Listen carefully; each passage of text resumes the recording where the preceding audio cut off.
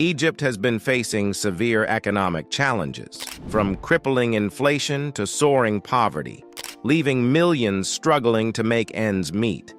And yet, in the midst of this crisis, the government's solution has been a brand new capital city.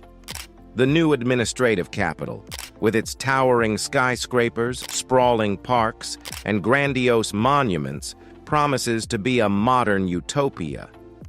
But is it a symbol of progress or a colossal waste of resources? Rather than easing the burden on Cairo's overcrowded neighborhoods, this new capital could end up creating an even greater divide between the urban elite and the millions of Egyptians left behind in the city's slums. Egypt's new administrative capital, situated 45 kilometers east of Cairo, is a masterstroke of ambition, or at least that's how it's sold. Envisioned as a solution to Cairo's overcrowding and infrastructure woes, the city is designed to accommodate more than 6 million people. At its heart, this project is a glittering symbol of President Abdel Fattah el-Sisi's vision for a new Egypt, one that sheds the baggage of Cairo's crumbling legacy and ushers in a bold, modern future. The city features a laundry list of world records and architectural marvels: the Middle East's largest cathedral and 2 grand mosques, one of which is Egypt's largest, the world's tallest skyscraper, along with dozens of other high-rises redefining the desert skyline, a capital park twice the size of New York's Central Park, the world's largest military headquarters, ominously named the Octagon, a presidential palace and American-style suburbs connected by vast boulevards and parade grounds. The project promises to reflect Egypt's Renaissance, but behind these towering achievements lies a harsher reality, a tale of misaligned priorities, ecological irresponsibility, and authoritarian excess. At the heart of this sprawling metropolis are its skyscrapers, crowned by the iconic tower. The iconic tower, a centerpiece of Egypt's new administrative capital, has already claimed the title of Africa's tallest building at 1,293 feet, 394 meters, with 79 floors. Constructed with assistance from the China State Construction Engineering Corporation, the tower's design pays homage to Egypt's ancient history, mimicking the crown worn by the Egyptian god Amun, as depicted in hieroglyphics. Despite this nod to heritage, the project exemplifies the regime's obsession with grandeur. Not stopping at the iconic tower, plans are underway for an even more ambitious structure, the Obelisko Capital.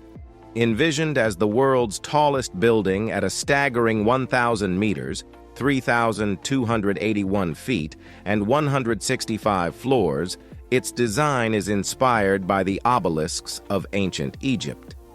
Construction is expected to begin in this year, 2024, with a completion target of 2030, carrying a projected cost of $3.2 billion, a figure many consider vastly underestimated. However, these monumental ambitions come against a backdrop of Egypt's growing financial strain. While such structures may project strength and modernity, they risk becoming hollow symbols of misplaced priorities. As financial difficulties mount, doubts linger over whether these projects, designed more for spectacle than substance, will ever be realized. Much like Ozymandias' colossal yet desolate statues, they may stand as cautionary monuments to hubris and unsustainable governance. One of the city's most ambitious features is the Green River Park, a 35-kilometer stretch of green space that dwarfs New York's Central Park. It's marketed as a communal space that fosters social interaction and provides much-needed greenery in the desert. Despite its ambitious goals, the park faces significant ecological criticism. Egypt is grappling with severe water scarcity, and maintaining such a large green space in a desert climate requires considerable water resources. Critics argue this exacerbates the country's environmental challenges, prioritizing aesthetic and urban development over addressing water shortages in agricultural regions and urban areas. Egypt, a country already grappling with severe water scarcity, plans to sustain this park with resources it simply cannot afford to spare. Maintaining vast stretches of grass and lush foliage in a desert climate demands astronomical amounts of water that could be better used to address the needs of struggling agricultural regions or urban neighborhoods plagued by shortages. Far from being a testament to sustainability, the park exemplifies ecological recklessness.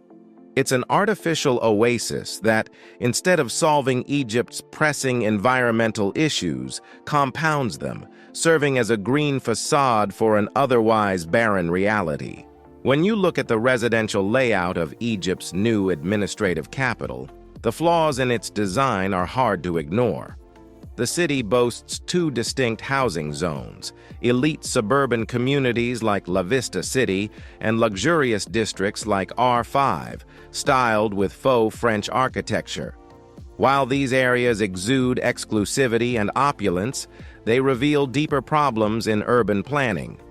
First, these neighborhoods are sprawling and car-dependent, designed with little consideration for public transportation. Although a high-speed rail line is in the works, it doesn't address the daily transit needs of most Egyptians. The city heavily relies on private vehicles, creating a socially isolating and environmentally unsustainable dynamic. This car-centric model isn't just inconvenient, it's exclusionary. Wealthy residents can afford the lifestyle these suburbs demand, but the average Egyptian, earning far less, is effectively shut out. The very structure of these neighborhoods ensures that they remain inaccessible to the majority of the population, further deepening existing societal divides. While the new capital is marketed as a beacon of modernity and progress, its residential design underscores a sobering reality. It's a city built for the few, leaving the many on the periphery of its vision for the future. Standing at the center of this dystopian cityscape is the Octagon, what might be the capital's most colossal and controversial project, the new headquarters for Egypt's Ministry of Defense. Spanning a staggering 22,000 acres, this complex is roughly one-third the size of the entire Maldives, which spans about 298 square kilometers. Its 10 buildings are arranged in an octagonal shape and boast over 505 million square feet of floor space, making it the largest defense headquarters in the world. To put this into perspective, it's nearly 8 times the size of the Pentagon in the United States. But here's the burning question. Does Egypt, with its defense budget ranking only 35th globally, below countries like Belgium, really need a military complex of this scale? Especially when a significant portion of its defense funding comes as a grant from the United States? The Octagon seems more like a statement of grandeur than necessity, raising eyebrows about priorities in a country grappling with economic hardships and widespread poverty. What's the justification for building the world's largest defense complex in a nation where basic infrastructure and public services remain underfunded? The military's dominance in this project isn't incidental. It's by design. With the armed forces acting as the project's majority shareholder, every skyscraper, monument, and boulevard represents not just national ambition, but a consolidation of power. It's a stark example of ambition clashing with practicality, leaving many to wonder, who is this truly for? The big question surrounding Egypt's new administrative capital is clear. Who really stands to benefit from this multi-billion-dollar project? Despite promises of inclusivity and modernization, the reality is glaringly different. This city is not designed for the majority of Egyptians, especially the 22 million people living in Cairo's overcrowded slums, or the millions more struggling just to make ends meet. The luxury apartments and gated communities that define this new city are clearly intended for the elite, those with deep pockets and close ties to the power structure, leaving the vast majority of Egyptians on the outside looking in. Sure, some families have been relocated to the new capital, but the relocation is far from ideal. These families often end up in poorly planned neighborhoods where basic amenities are scarce, and the areas are not integrated into the broader infrastructure of the city. Jobs are far away, public services are almost non-existent, and transportation options are limited. In many cases, these neighborhoods risk becoming little more than the slums they were supposed to escape. It's hard not to wonder, who is this city really built for if not the people who need it most? Meanwhile, the money and resources that could have been used to revitalize Cairo's decaying infrastructure are being funneled into this extravagant, almost utopian experiment. Cairo, the heart of Egyptian culture and history, continues to drown under the weight of its problems.